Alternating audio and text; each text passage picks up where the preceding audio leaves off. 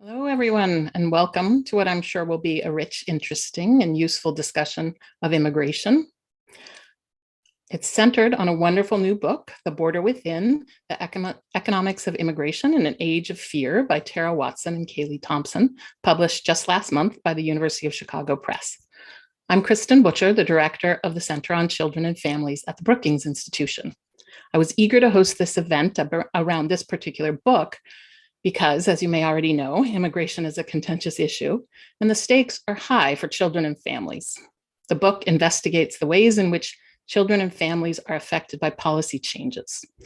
Further, the COVID-19 pandemic has highlighted how caregiving, both of the elderly and children, is a weak spot in our infrastructure with critical implications for families and their ability to participate in the economy, and immigrant workers form a disproportionate share of the caregiving workforce.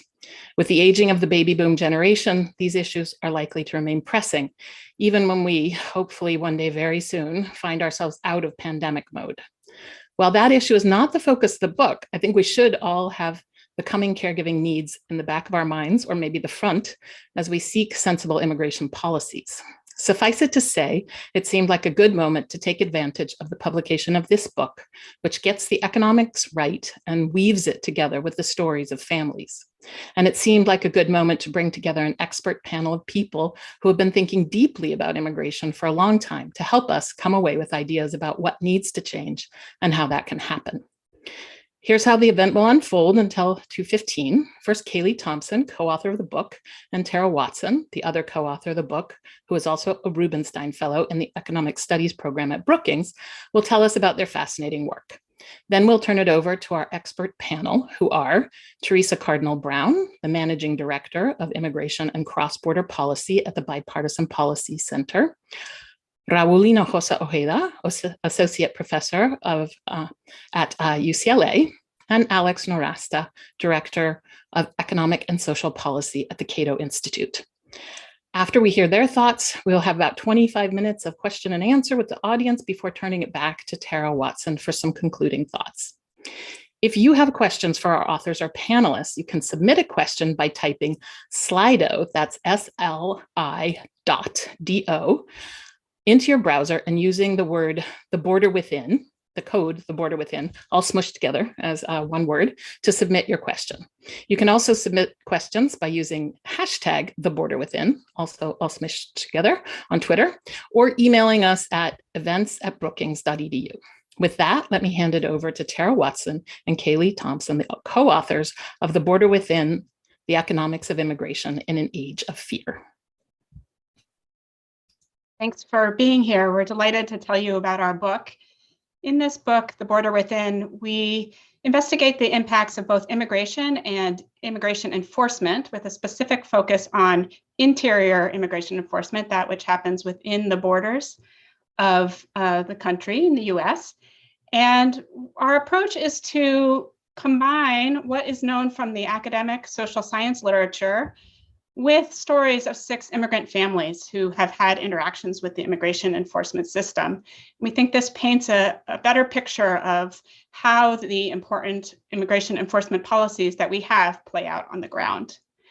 We thought we'd start by sharing a few facts, just so everyone here has the same starting point for conversation. There are about 45 million foreign-born residents in the US. That's about 14% of the population, which is similar to where the foreign-born population was in the year 1900.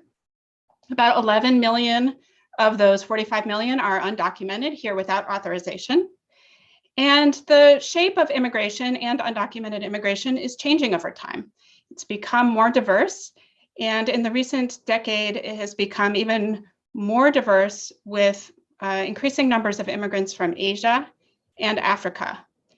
It's also important to note that undocumented immigrants are increasingly likely to be in the US for a long period of time. So unlike in the past, when most immigrants might have been in the US for 5 or 10 years, we now see that 2/3 of all unauthorized immigrants have actually been in the US for more than 10 years. That means their communities are in the US, their families are in the US, and our policies really need to take into account the effects of disrupting family and community relationships in a way that is more important than ever before. One side effect of increased border control that's happened over the past 2 decades is that not only are immigrants more likely to stay in the US for fear of going back and forth over the border, but also they're less likely to come in over the border and instead more likely to overstay a visa. It is now the most common way that immigrants coming to the US without, or living in the US without authorization, come to the US. They arrive legally on a visa and then overstay that visa. So as we think forward to policies, we want to keep in mind that border control is only part of the picture here. I'm Kalee. I'm Tara's co-author on this book. And just to talk a little bit more about the families that we profiled, most of those that we focused on are in fact from Mexico or Central America.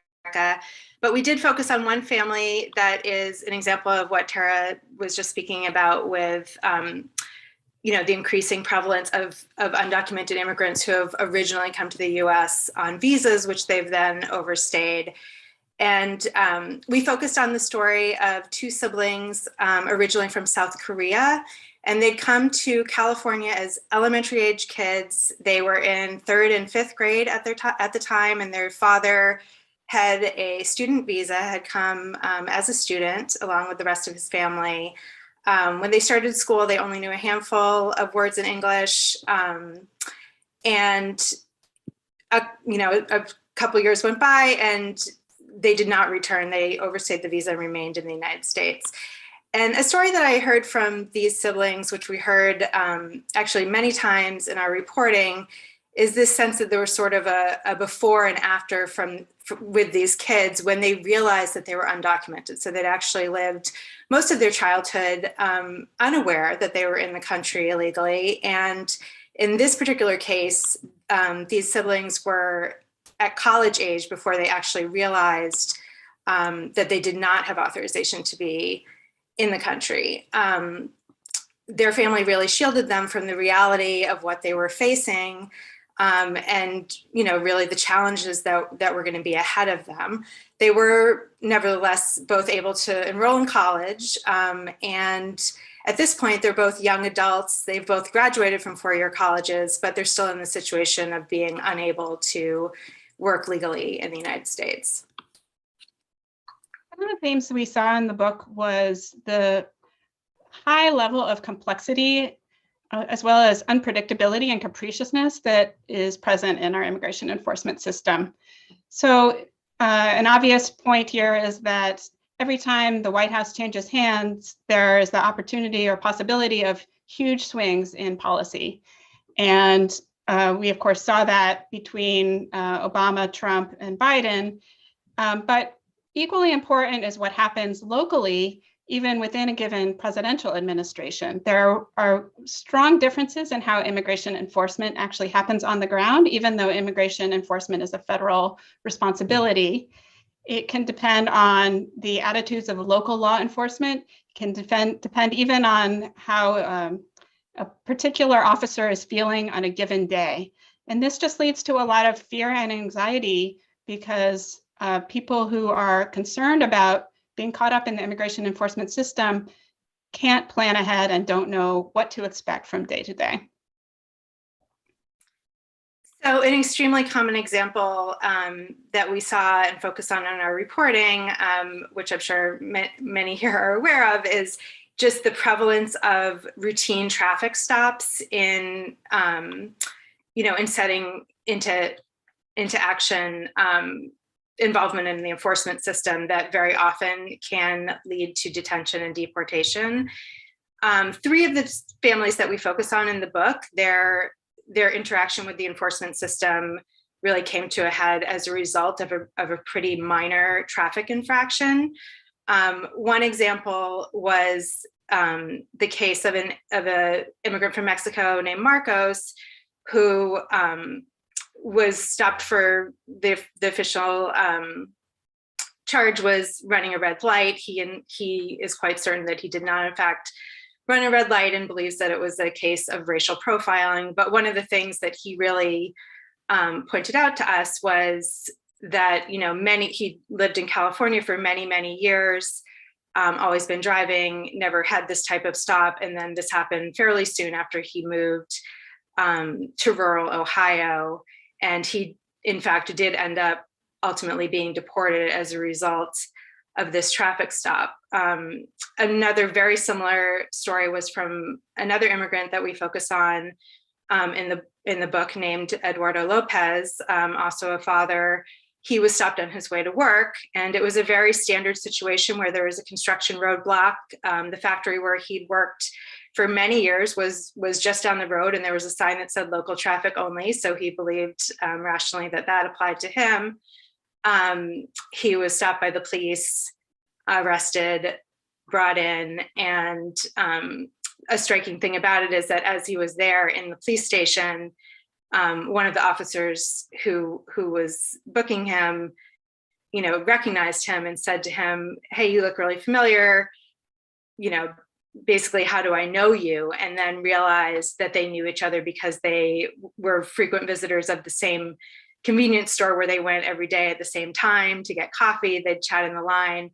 And when the police officer realized that it was him, he actually apologized to him and said how sorry he was. They had already called ICE, and it was too late to stop that process from rolling into effect. The fear and anxiety that I was talking about before has spillover effects that go beyond just the undocumented immigrants themselves. And the idea of fear and anxiety causing what we call chilling effects is another major theme of the book. So it turns out, for example, that under the Trump administration, there were not more removals or deportations than in Obama's first term. It is instead the case that Trump used less prioritization, less discretion, and that created just a lot more anxiety and fear. And the anti-immigrant rhetoric that went along with it also created a lot of anxiety and fear. And that in turn had a lot of spillover effects. I have work looking at the effect of these types of chilling effects on safety net participation by undocumented families. I guess it's important to note that most federal safety net programs are not available to undocumented individuals. However, often the kids of undocumented parents are eligible because they're US citizens. And what we see in the research is that when there is more enforcement locally going on, parents shy away from enrolling their kids in the programs for which they're eligible. So things like Medicaid public health insurance, for example, parents are less likely to enroll their kids in health insurance if there's a lot of enforcement activity in the area. And that's an example of this type of chilling effect that we saw in many different contexts in the book.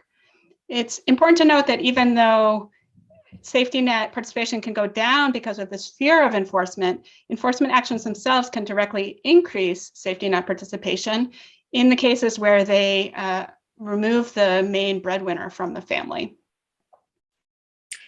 And we saw an example of this with Eduardo, the same man that I was just speaking about, who was arrested on his way to his factory job in the traffic stop. And, he had a very high-paying, good-paying job that allowed him to single-handedly support his family, which included his wife, also undocumented, and his 3 young citizen children who had been born in the United States. At that point, he had already been in the country, for 14 years. His children, obviously had spent their entire lives here.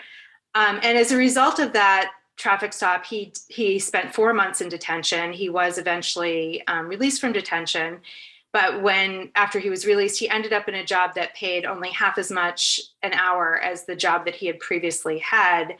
And his family did end up for the first time turning to the use of SNAP benefits, food stamps, for the first time. And it was interesting how he talked about that, because he was someone that was very, proud of how he'd moved up in the workforce. He was making a really great salary. He was saving to buy a house, really a family that was very organized with their finances and had plans for the future. And when he did eventually get his old job back, and the social worker who had been helping them said to him, you can continue with the food stamps. And he really did not want to do that. And as soon as he got that old job back, he declined going forward with using the SNAP benefit that he was entitled to, or that his children were entitled to, which was totaling about $200 a month that they were using for groceries.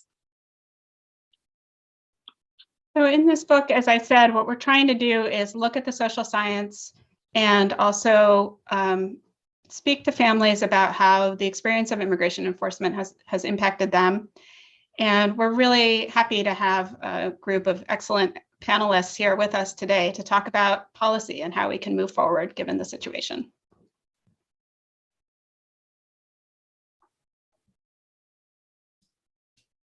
All right, thank you so much for that introduction to your work. So thank you to Tara Watson and Kalee Thompson, authors of the book.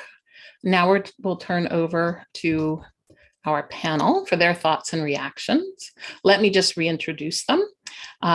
First, we're going to hear from Teresa Cardinal Brown, Managing Director of Immigration and Cross-Border Policy at the Bipartisan Policy Center. Then Raul Hinojosa Ojeda, Associate Professor at UCLA, and Alex Norasta, Director of Economic and Social Policy at the Cato Institute. Again, if you have questions for our authors or panelists, you can submit a question by typing Slido, that's LSLI.do, into your browser and using the code #theborderwithin to submit your questions. You can also submit questions via hashtag #theborderwithin on Twitter or emailing us at events@brookings.edu.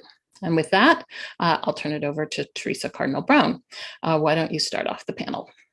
Well, thank you so much, Kristen, and thank you to the Brookings Institution for inviting me, and thank you to Tara and Kalee for a very, I think, easily accessible book on a very complicated issue. There's a lot of data and statistics out there, and people who get a little bit of information about immigration from maybe a newscast or online only see tiny slices of what the complexity of the immigration system is and how it impacts people. And so I congratulate you on a book that I think very adroitly mixes real information and data in a very balanced way, I think, with stories of individuals told from their point of view as to how these policies actually impact people on the ground. And I think those two lenses are really what needs to come together if we're going to really sort of try to see if we can change and improve immigration policy in the United States. When it comes to interior enforcement specifically, and one thing you point out in the book is that there's a lot of attention paid to what happens at the border and not as much attention to what happens once people are inside the country. But it's a very important thing to think about. Traditionally, interior enforcement was sort of the, if you will, backstop for border enforcement. It was the idea that, okay, maybe we didn't apprehend somebody who tried to cross in an undocumented way across the border, but we would have a way to apprehend them inside the United States.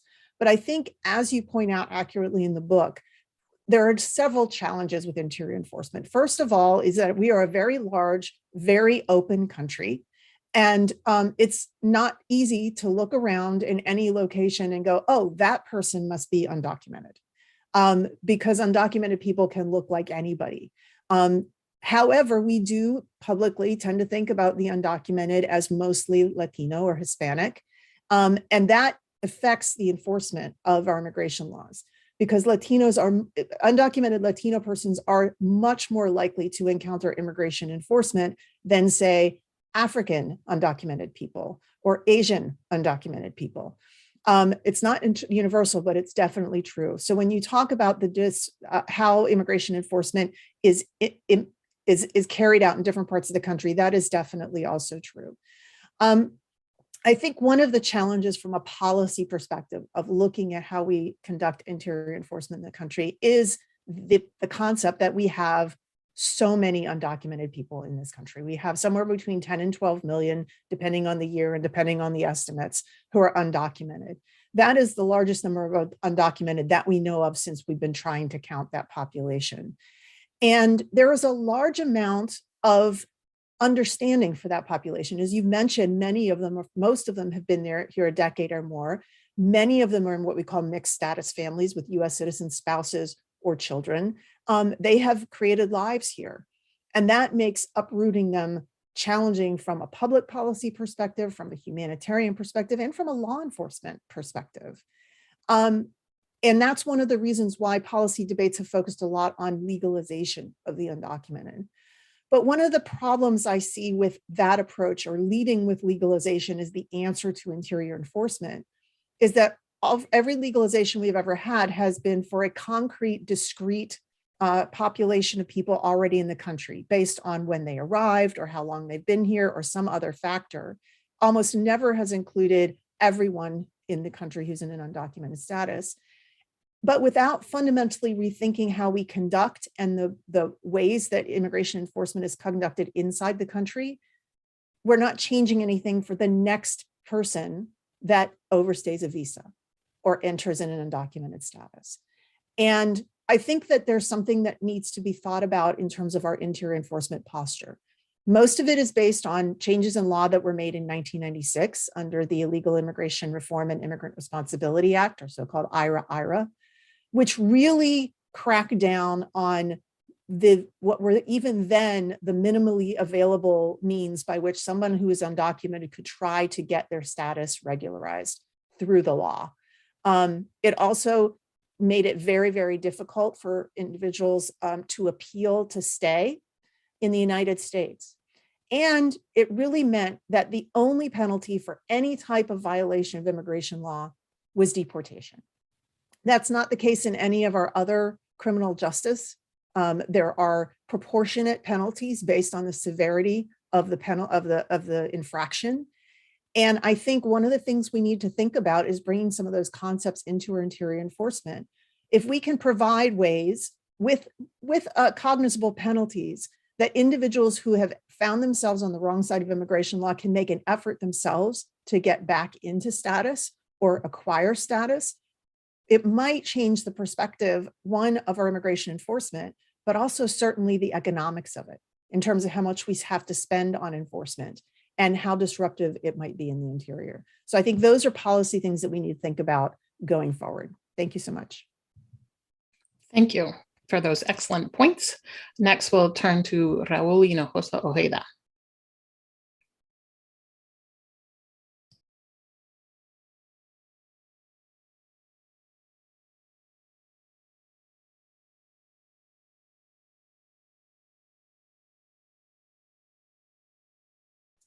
There we go. Thank you very much for inviting me to this very important conference and for a very important book.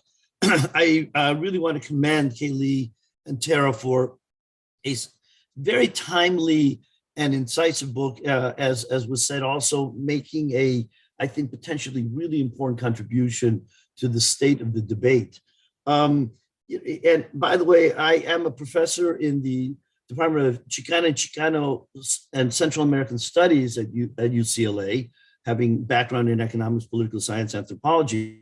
We are very interdisciplinary. So I really like the interdisciplinarity of the approach of these stories, and combined with very top-notch economic analysis, very much important, I think, to drive forward the type of work we need in the future.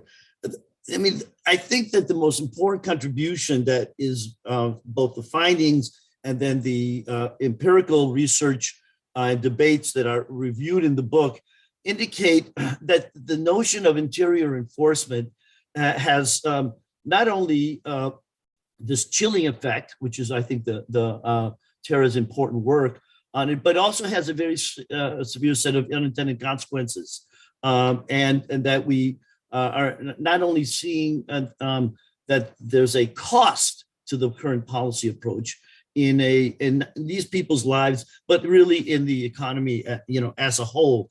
And I think that's key, comes out also in these case studies. We're seeing lives that are being muted, that the potential for their contribution to society is reduced. And that's really also what the economic policy literature is saying, that we are really reducing the potential for our society. And I think that has consequences also for how we have to argue for policy changes. More on that later.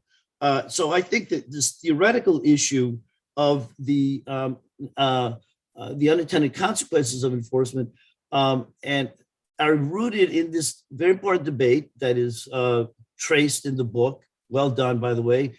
That puts on the one hand David Card and Giovanni Perry, for example, with next to a proponent of the competition theory of immigration, that we need interior enforcement because we have a competition that we have to maintain internally in the United States. Well, I think the Nobel Prize speech and many of the literature is already pointing out this is not true. All right, the evidence is very much the case that rather than competition, we're talking about complementarity. Immigrants have a great complementary position in the economy, and by extraction, we could have a lot more complementarity and benefits for society. Research that at one point suggested that it was negative impact for certain African Americans, for example, low income people, was explicitly discussed and refuted. Interestingly enough, and a little bit in the weeds here, George Borjas' own book now says, yes, this marginal debate for which we spent 25 years discussing on Latinos and African American immigration actually misses the point that immigration increases the pie for everybody. And I think that needs to be straightened. So I thought it was really excellently done in terms of making the argument. Unfortunately, as I've said to the authors, this comes back in the conclusion as a fundamental conclusion of African American competition is why we still need interior enforcement. I think that it's unfortunate. I think importantly, because I understand the need to try to balance, after all, in Washington, if we're going to get immigration reform at 60 votes, we're going to need to bring Republicans on board. But I don't think this feeding this narrative is the best way to get to the right trade-off. I do think we need engaged social science that looks at both politics and policy solutions going forward. On this issue of politics, yes, I understand that there are ways that need to be discussed immigration in a way to bring in a bipartisan approach. We published a recent book called The Trump Paradox, University of California, where we see a paradox. In fact, in this post or in this anti-fact era, we have a situation where most negative attitudes on immigration are in fact correlated with congressional districts, counties where there is no immigration. And the fact where there is immigration, including African Americans and many others, it's a very pro-immigration position. So and the economic impacts of legalization, which we can get to later in the policy discussion, also show that this benefit is very strongly concentrated in places where there are immigrants already. So again, I think extremely important book, and I hope it helps us reset the way in which we need to create a balanced policy proposals going forward. Thank you. Thank you so much for that. Next, we'll hear from our last panelist, Alex Norosta, and then we'll turn it over to the audience for some Q&A. Well, thanks very much for the opportunity to talk about this book today. I enjoyed it quite a bit. I must admit, when I first got the invitation to talk about this book, I wasn't really looking forward to it because I've read 100 books about immigration, thousands of academic papers, and I thought, great, another one that's sort of like a general overview. But it's actually a stupendous book, and there's a lot of reasons why. One, it's very up to date on the social science, and it's very clearly explained what a lot of these papers are and the research. But also, too, the way in which the authors deftly weld together the narratives, these individual circumstances that are complementary to the social science was actually superb. And it's one of the few instances I can recall of an excellent nonfiction book that sort of combines these two styles into one. So it's a book that I have, some of my colleagues have heard me, complain about at the very beginning before I started reading it. And then as I read it, I said, well, actually, this is a superb book. And I have a policy of not writing book reviews about books that I like. Because I think that makes for boring reviews. So I would say happily that I would not write a review of this book because I like it too much. And it would be a boring review to read because of that. I mean, like in any book, I have a quibble or two that we can discuss later if you want. But one of the things that really struck me in reading this book is how mostly ineffective interior enforcement is. It is effective at scaring people. It's effective at changing people's lives and for the small number of people who are caught up in it, and their employers and their family. But broadly, given the size of the unauthorized immigrant population, how incredibly ineffective it is, and how bad it would be if these programs were actually as effective as their proponents would want them to be. And one of the things that I liked in the book was the section that focused on E-Verify that was about this. And this is a program that I've spent a lot of time studying myself. And E-Verify is a federal system. It is a electronic eligibility for employment verification system. It's a web-based tool that employers can use to check the identity information given to them by applicants they run them through this online database or connected to government databases to see if they're lawfully eligible to be employed. And this was a program that was, created by statute in the 1990s and sort of refined in the 2000s. And it was a system that was sold as sort of this silver bullet program. What it would do is ideally, according to the proponents of it, make it impossible or at least very expensive to hire unauthorized immigrants without permission, because you run their ID through the system. The system is supposed to say, well, so-and-so is an illegal immigrant worker, they can't work. And then they're not supposed to be able to get this job. And what's remarkable is just how often this system just fails and how easy it is to actually get around it. So there was a good Reuters report that was out today about a lot of unaccompanied alien children, minors, who came to the border, were apprehended and reunited with their U.S. family here. And they are, it is illegal for them to work. They do not have lawful work status in the United States. And the Reuters report is about how many of them are working currently in Alabama, in chicken plants in Alabama, which is a state that has mandated E-Verify for all new hires. If you are hired in the state of Alabama, you are supposed to be run through the E-Verify system. It doesn't matter whether you're an immigrant, a native-born American, everybody is. But how everybody in this story, all these unaccompanied alien kids and other unauthorized immigrants were working.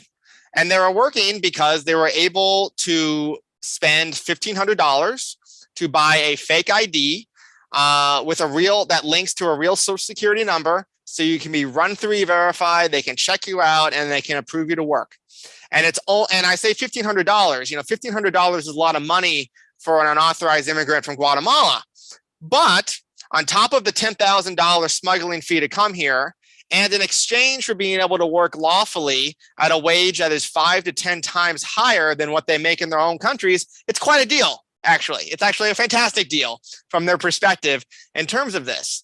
And so what's this remarkable to me is that we have this weird debate and dialogue in DC or in sort of the elite media about enforcement and how enforcement is going to work. And we need to have effective enforcement and this, that, and the other thing.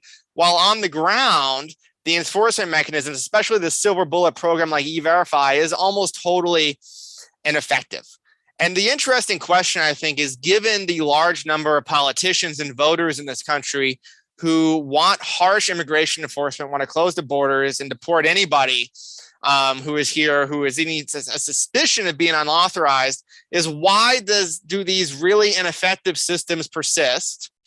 And why aren't more effective immigration enforcement systems ever created? And I think it's because of the political incentives. So you have a lot of politicians who have an incentive to get elected. They get elected by trying to appear tough on immigration enforcement. So they support things like E-Verify, which sound very tough and sound very effective, but they don't actually work very well. But at the same token, at the same time, these politicians don't want to kill all the small businesses in their towns and ruin the economy. So they get the best of both worlds.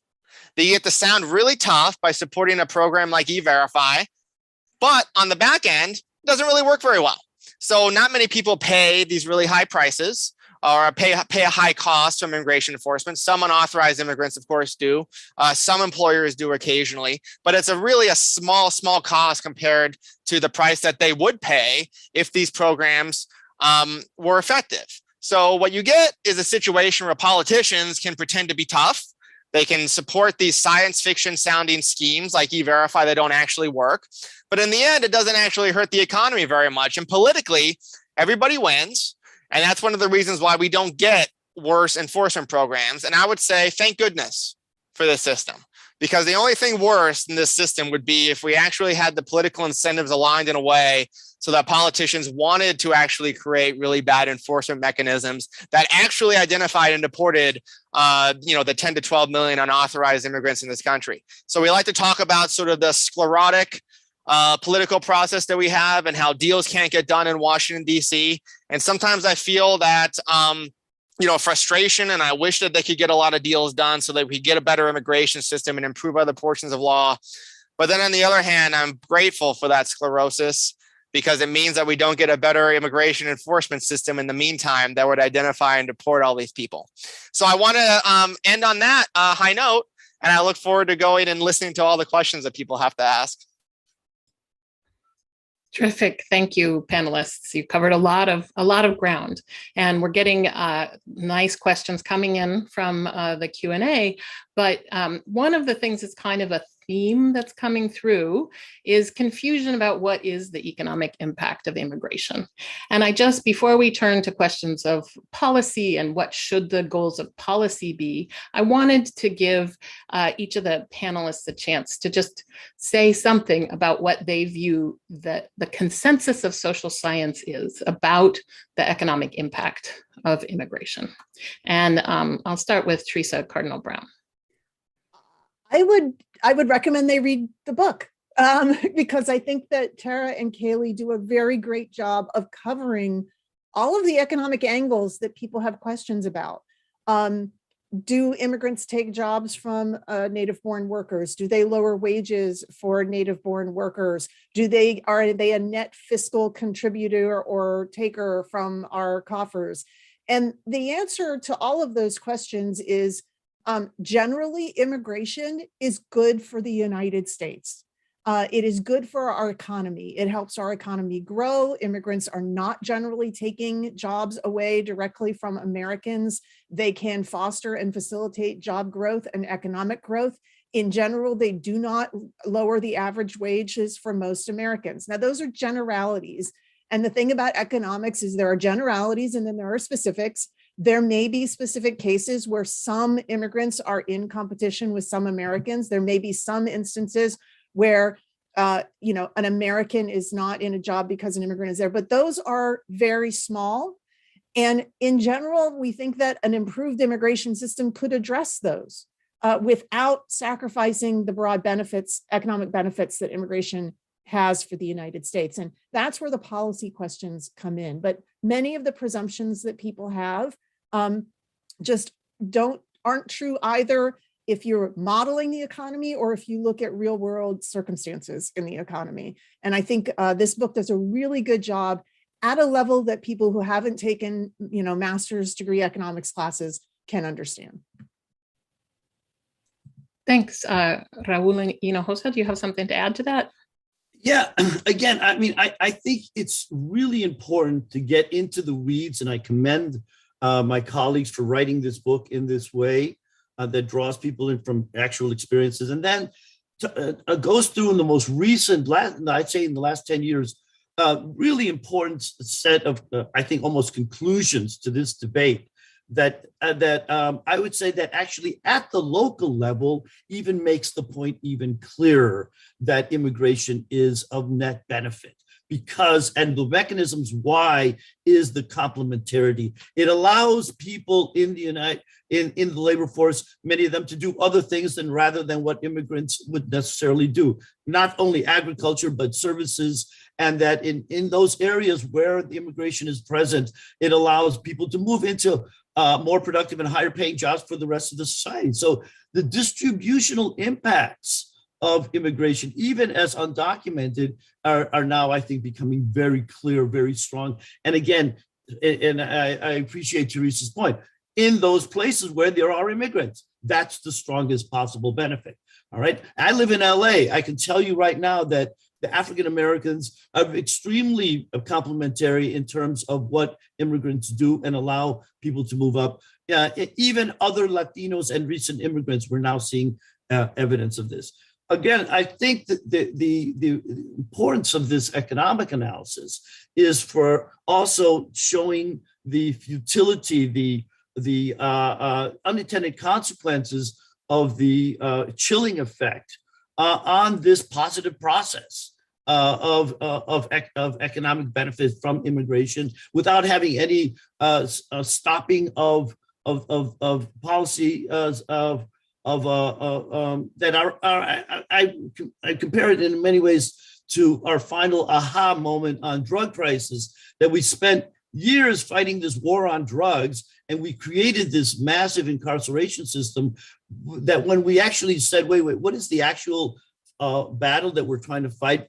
It's a completely different framework, and we should stop using previous trade-off systems, which have only fed this ineffective and extremely bloated and expensive, and I'd say undemocratic and racist and inhumane enforcement system that we need to do away with and reset and start creating our policy perspective from this new vision of where not only the social sciences and economics, sociology, but also in politics can take us to a sustainable and a much more beneficial set of policies going forward.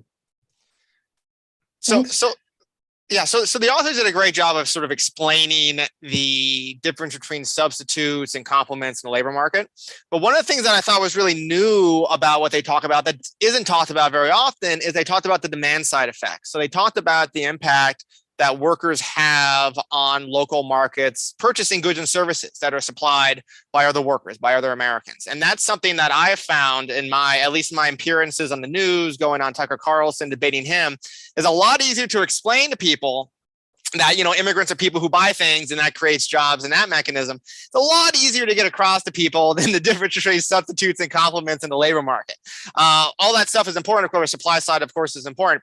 But I love the amount of attention that the authors gave to that demand side, which I think is often so frequently missed in this debate. And it's frequently missed, I think, because, we talk about immigration as an abstraction. But what we miss often is that we're talking about people. We're talking about tens of millions of people in the United States and who come to the United States from abroad.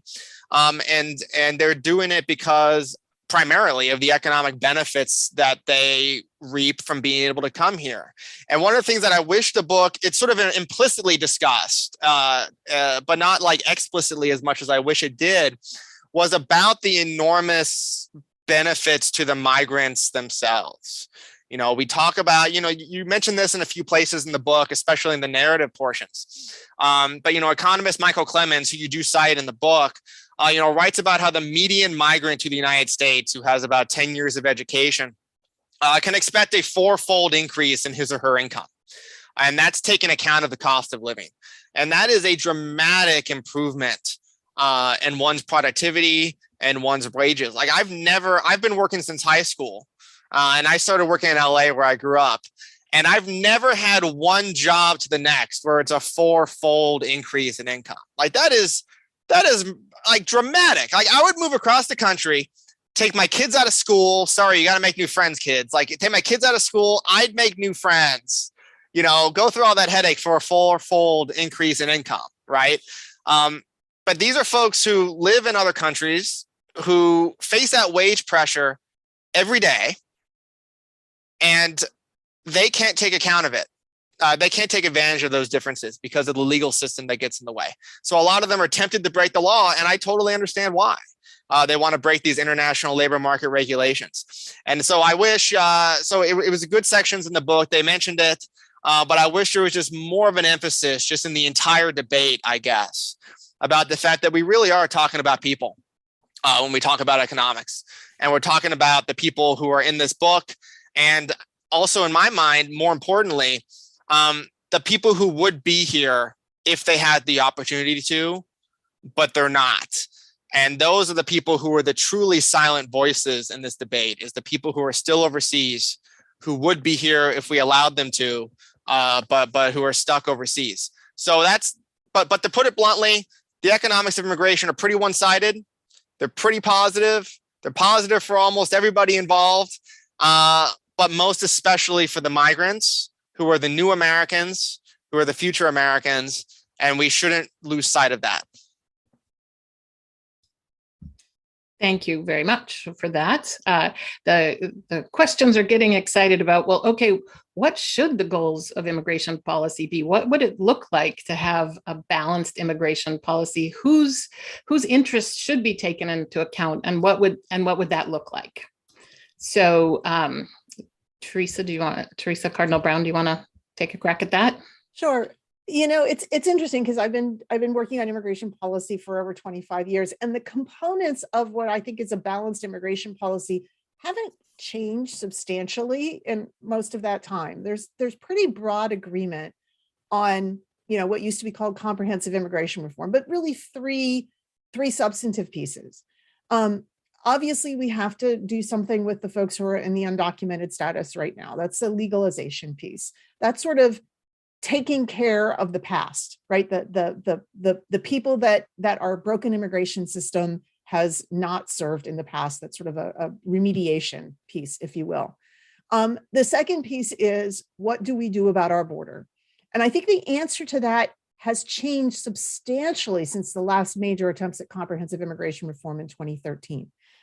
Primarily because the type of people arriving to our border have changed, and what they are looking for has changed. And you talk a little bit about this in the book, the idea that deterrence as an enforcement strategy has a primary effect on migration. And I think we are seeing right now the limits of deterrence as a migration prevention management strategy, because the desperation of migrants is so much different now than maybe in the past, at least in terms of who we're seeing now. So we need to rethink that border policy. But the last and third pillar is one that we don't talk about enough, and frankly has dropped out of the debate in the last 5 or 6 years, and that is reform of the legal immigration system. Our legal immigration system is basically still based on the foundations created in 1965. That has the primary basis in allowing people already in the United States to bring family members in, and secondarily, in a much smaller number, economic actors to come in, whether that's employers sponsoring workers or people coming in who can be innovators and creators of jobs. That's the framework we've had since 1965. The levels of immigration have not changed since 1990. They are set in statute and cannot be changed from administration to administration. So what Alex said earlier about, the legal immigrants who can't come in, and you talk about this in a little bit in the stories in your book, for many of these migrants who would like to come to the United States, there is not a legal visa they could come in on, not in any reasonable way. And many of them wouldn't qualify at all. The fact that they want to come and work and bring their economic vitality is not sufficient. And the pipelines for doing that are minuscule compared to the demand. And, when you have high demand and restricted availability, that creates black markets. And that's essentially what undocumented migration to this country is. It's a black market in labor.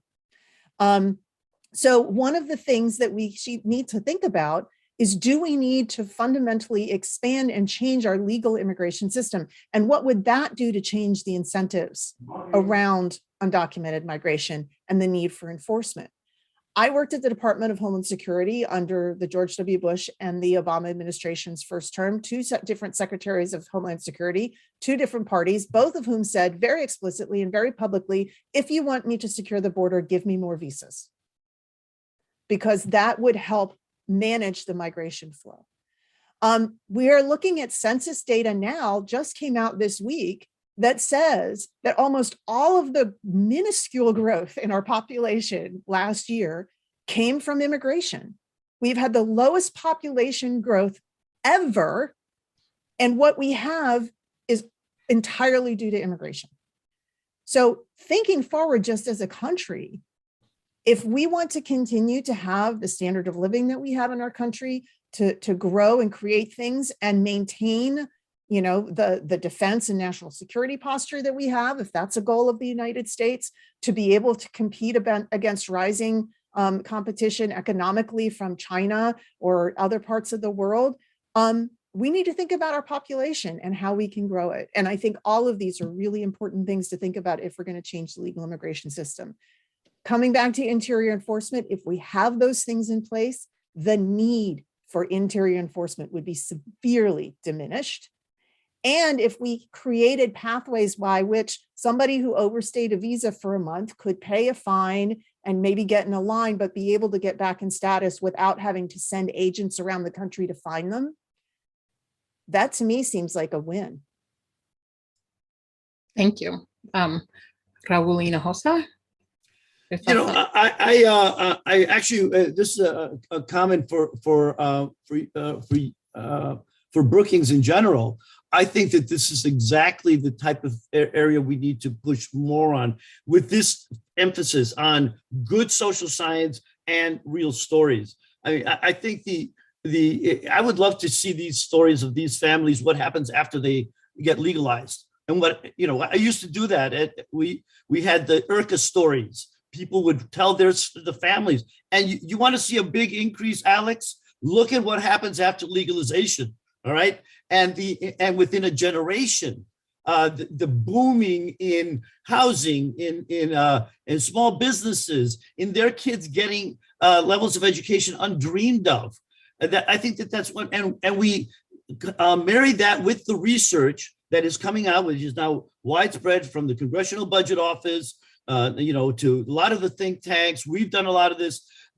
We're talking serious numbers, $1.5 trillion over the next 10 years, just with legalization, as well as this very important point of new immigration. And what does that mean in terms of actual families, communities? Because it's not just those families that change; the communities change, and they change, for the better. We need to think about that. And the more we do, we see that this change in immigration policy makes the enforcement part of it seem even more absurd, right? I mean, the last thing we're talking about in terms of legalization of marijuana is building more prisons, and that's a good thing. All right. So I think part of what we need to marry this type of a focus. I specifically think there's two areas we need to look at in the next 10, 20 years. One is North America and non-North America. There is a difference about North America. We are deeply integrated through families and communities that go back 100 years, and in Central America, back now 40 years. We can have, I think we should suggest a North American visa program, a program that basically says, look, we've been bringing in this X 100,000 workers in these categories for the last 40 years as undocumented. Why not allow these types of visas to be made for people to come in now? And that will have not only a dramatic effect in terms of wage increases in the United States, we know this through past legalization strategies, but also this ability to get these multiplier effects that we now know about legalization. It's not just, and Alex is right, it's not just the direct and indirect, what we economists sometimes call the induced effects. The increase of this well-being goes out throughout the society. And in fact, we've also shown that the society benefits when we let undocumented into, for example, programs like the COVID relief. Also, to create that type of community and economic inclusion is good economic policy and good political implications as well. We do need to recognize that we are going to need more Mexicans more than ever. In fact, we're going to run out of Mexicans pretty soon. All right, like that movie we did, Day Without a Mexican. It's happening. We're going to need, as we're aging even more, and Central Americans, guess what, is not going to be enough to fill that gap. We need to think about Asia. We need to think about Africa as the ability to attract more immigrants and incorporate them as quickly as possible into the economy. And much of this resources that we spend on interior enforcement could be spent on interior incorporation. And finally, let me just say something about root causes. The vice president, and that's great that we've brought that issue back up. What's really important is that in the next 10 years, we're also looking at $1 trillion in remittances. These families are here, and even during COVID, they're sacrificing to help these families back home. To the extent that we can do that through better banking systems to create sustainable and environmentally friendly as well as productive communities back home, that reduce and allowing people to move back and forth across borders, rather than keeping them in. The wall keeps immigrants in a lot more than it keeps them out. That type of flow could sustain the ability for immigrants, a lot of them who are, by the way, getting ready to go back. And we create a new sustainable North America, much like Europe, the European Union did a couple of decades later. We're now almost near the end of that process, and that could happen. That could be North America in the next 10 years. Thanks. Alex, do you have policy ideas to add to that? I mean, I agree with Teresa that the number one thing we should do is increase lawful immigration opportunities. And how, going back to the question, I guess, how do you do that sort of in a balanced way? And I just want to emphasize that oftentimes good policy isn't balanced. And I can understand wanting to start with the idea of what's balanced, but I think the first question we need to ask is, what is the goal? And I think the goal is an immigration policy that creates the most amount of value for everybody involved.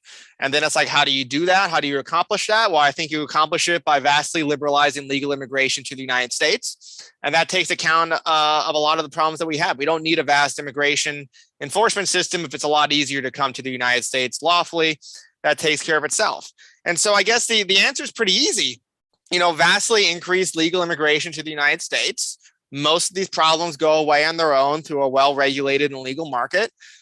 Sure, you're going to have several thousand bureaucrats without a job after that and several thousand law enforcement agents without a job. But I think that's fine, given the outcomes that we can have for the system. But just to emphasize, and then, we know what that policy is. Then we can start talking about the compromises and politics in Washington, D.C. and trying to satisfy everybody's political prejudices. But let's at least start with what we know will actually work, and then start messing around with that once we get into the maw of politics. But let's not start with a compromise and work from there. Let's start with what works, and then we'll build toward a compromise. And that's oftentimes not balanced, what works. We just need to recognize that. That's great. I'll take my prerogative as the moderator to just point out that we also currently have a policy that has this chilling effect on what parents are willing to sign up for their children. And those children are US citizens. And we have lots of excellent social science research showing that there are long-term effects on children of not receiving the things like enough food and medical care. And so I didn't want that to get lost in the excellent discussion of the labor market impacts and all of the other policies. So I'm not sure that everybody wants to talk to this, but there are lots of questions out there about, should quotas be tied to market forces? How should that happen? Do we want a point system? How do we decide if we're not going to have open borders? Maybe we are, but if we're not going to have open borders, how do we decide who gets in? Does anybody have any thoughts about what that should look like and how those decisions should get made? I know that's leading into that we're going to have to start talking about compromises immediately and what would be palatable. But Teresa, do you want to take a stab Sure. at that? I mean, I admire Alex for saying let's start with what works and then get to the compromises. But unfortunately that doesn't seem to be how our politics work. Our politics actually work. You know, all of those questions are valid. There are a lot of different ways we could decide on what the right number of immigrants are. The one that I would guess that Alex would say is let the market decide. The government should not be in the position of deciding how many immigrants to let in. The market should decide, because we have seen, and we definitely have seen, that when there are fewer market incentives for people to come, as in fewer jobs, they don't come or they leave. Mexican migration is case in point. Mexican migration to the United States became net negative at the Great Recession and has not returned to pre-Great Recession levels in the United States. You know, as our economy recovered much more slowly than a lot of people would have wished, and now we have COVID. And Mexican migration, I think, was primarily labor-dominated migration. You know, family relationships too, but a lot of it was labor-induced. So that's one way. I'm not sure that's a politically available way. I'll put it that way. I don't think that that's something that our political leaders would actually allow.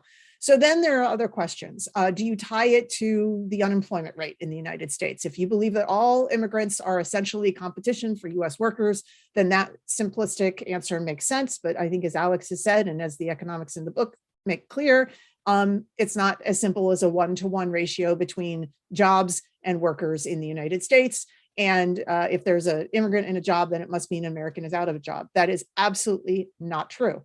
So that's maybe an oversimplistic way.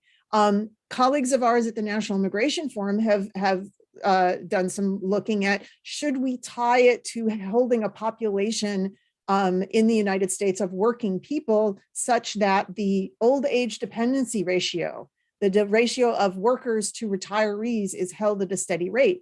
We are in danger right now of getting to a point where our working population and our labor force is too small to support the number of retirees we have in our social security system.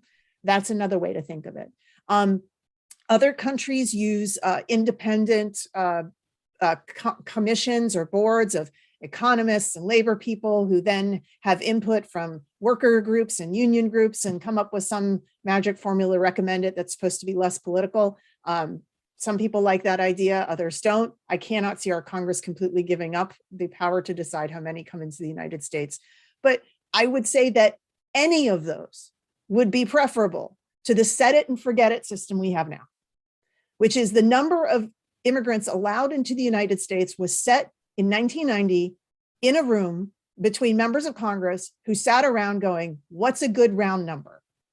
400 some thousand, 500 some thousand. Sure, that sounds good to me. That's literally how our system was set. So I got to think anything's going to be better than that. Thanks. Raul Hinojosa? Well, you know, again, I think that this issue is, we do need to take this regional perspective in terms of North America and in terms of beyond North America. You know, in a way, we have not only a natural market experience, but an experience in North America of people that have already created and found most of the social networks necessary to meet a lot of the demands. And increasingly throughout many new parts of the country, rural America, which is going to need this even more. And now that's quite interesting. So I do think that a visa program that is built on the last 30 years of where immigrants have been coming from Mexico and Central America, and basically make it available to governments or people to come in through the social networks, I think is could be extremely beneficial with rights. Make sure they're coming here with rights. I think we can do that. It's basically implicit in the legalization discussion so far, but I don't think people understand how those benefits all will actually accrue to the society. And I think we need to focus on that more. We do need to think about new sources of immigrants from different parts of the world. And I completely agree. The issue here is this demographic change, and it's going to be a shock in the next few years when we start really understanding how we're going to deal with the aging of the society and the need for also a new type of workforce in a technologically changing era. So I think that what we need to think about here is an approach that will bring in not based on what we've already works in North America, let it work better. And yes, I don't think the point system necessarily is that type of fine tuning. I think increasing the number of visas, as is being proposed by the current legislation, that's scored in the CBE model, I think is enough to get us to managing both of these current undocumented as well as the future needs that we're clearly going to have. So I think we should have a market-based immigration system, but that means letting markets decide, not creating a government system that tries to mimic or predict or interpret what markets want, but just letting markets do it. It's a lot easier. It's a lot cheaper to let willing buyers meet willing sellers and agree on a price than it is for a bunch of government agents to get in there and try to predict what that would be, right? I mean, the discussions in immigration that occur over this, and not the discussion here, but the discussion sort of in broader DC about this sort of reminds me of a bunch of, Soviet bureaucrats in 1920 trying to figure out how to plan like the steel market. I mean, it's just like a waste. It's a waste of time and it's not going to work very well. But recognizing that, we start with what will work. Let's go down to, more practical. I thought what Raul said about how a lot of people don't understand the benefits of immigration, they're not obvious, gives us a way forward, right? We have a situation now where large numbers of unauthorized immigrants pay thousands of dollars in fees to smugglers that come up to the United States. They live in the black market. They pay thousands of dollars more to people, sometimes tens of thousands, to get fake ID. Why doesn't the government just charge them a price to come up? Cut out the black markets, cut out the middleman, and then you have an obvious benefit, right? You have migrant from, for example, Guatemala, $10,000. He comes up, he gets a work permit for 20 years, let's say. That's less than that person would spend to come up unlawfully. He would be able to work legally, keep most of his income. And there is an obvious benefit that politicians, that we can all talk about, which is that money that person pays up front. Now, I would want that price to be as low as possible. Ideally, that price should be zero. But if that price has to be above zero, you can point to a certain dollar amount. You're regulating it with price. You get some labor market protectionism because you're limiting the quantity of people coming in through that price. But you get a mechanism that also ebbs and flows based on supply and demand in the U.S. economy. It's a lot easier to operate than a lot of these other systems that are proposed. It's a lot simpler. It's transparent. And there's an obvious benefit, which is the value of those dollars paid as a fee that cuts out the black market, that the U.S. government can then say, see, look at this. These migrants paid X number of dollars per year, billions of dollars in direct payments on top of all the taxes and everything else they pay. So it's not an ideal system, but it's a system that gets most of the benefits of markets with many, many fewer of the costs of attempted enforcement and allows more people to come here lawfully while killing black markets. Sounds like a triple win to me. All right, that's great. I'm mindful of the time. And so just as an ending task for our panelists, could you just say very briefly one thing, if we could give you a magic wand, that you would change for the better in the system? Teresa? Well, I mean, we've gone through a lot of different parts of the immigration system, but focusing on the point of immigration enforcement in the interior, I would create on-ramps for the undocumented to get documented. Whether that's a probationary status, whether it's a fine, whether, whatever it is, I think that the idea that most Americans believe that the undocumented have some magic line that they could just get into to get documented, or they could go down to the post office to get their papers. And so there's some reason that they're choosing not to get legal is a complete fallacy. Most of them cannot get documented. Your stories are very clear about the impacts of being undocumented or entering undocumented to the United States on the future ability of people to gain legal immigration status. And so we need to think about that. Again, if I had my druthers, I would rather have the immigrant pay $5,000 in a fine and 2 months of a temporary status to get back on the right side of the law, from which they can, move on to whatever other immigration system allows them to, than pay, quadruple that amount on an immigration enforcement system that is not having any of its desired impacts and having a whole lot of undesirable impacts. So that's what I would do. Great. Raul Hinojosa, the magic wand is yours. Well, it looks like we're building the consensus we need in Washington right here. And, I do think the magic is, in fact, legalization of the currently existing folks and a increasing of legal flows. And these could be very similar efforts. This notion of a North American visa, the idea is that they could be a 5-year visa. People come in, they can buy it if we want to create some type of auction for that. By the way, guess what? We spend, the immigrants pay coyotes about as much as the U.S. government pays for trying to stop the coyotes from doing their job. We're spending billions of dollars, and we're feeding these criminal networks. So yes, we should have a 5-year system. People can come in, and it's renewable if they want to stay here. And by the way, many of them don't necessarily want to stay here long term. In fact, that's why we're getting this reduction in net immigration, because people at the end of their lives are now going back.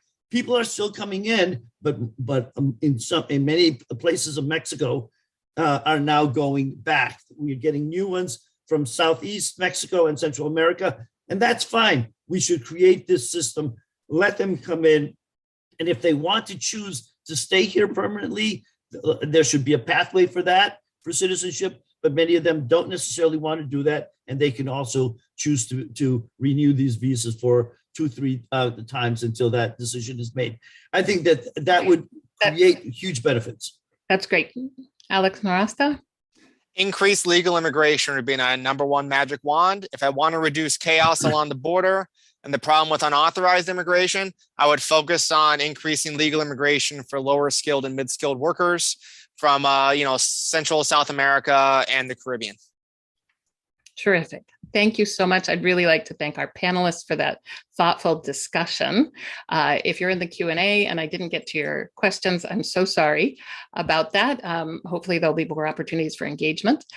Before we finish, I'd like to ask one last question of the authors and then turn it over to Tara Watson for some concluding thoughts. So Kalee, why don't you go first and just tell us, what is one thing you learned while researching and writing this book that you'd like to leave us with?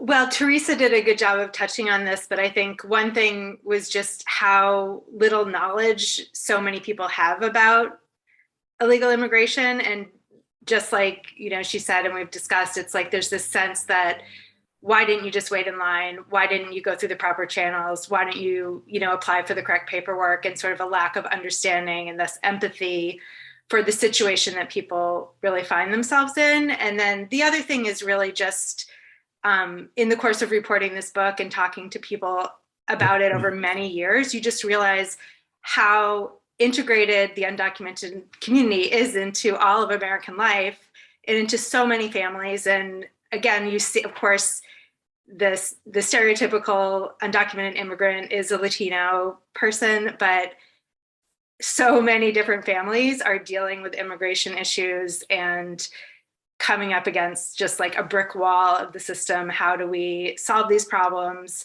And most people are motivated by doing what's right for their family, keeping their family together. And it's just very hard not to empathize with that.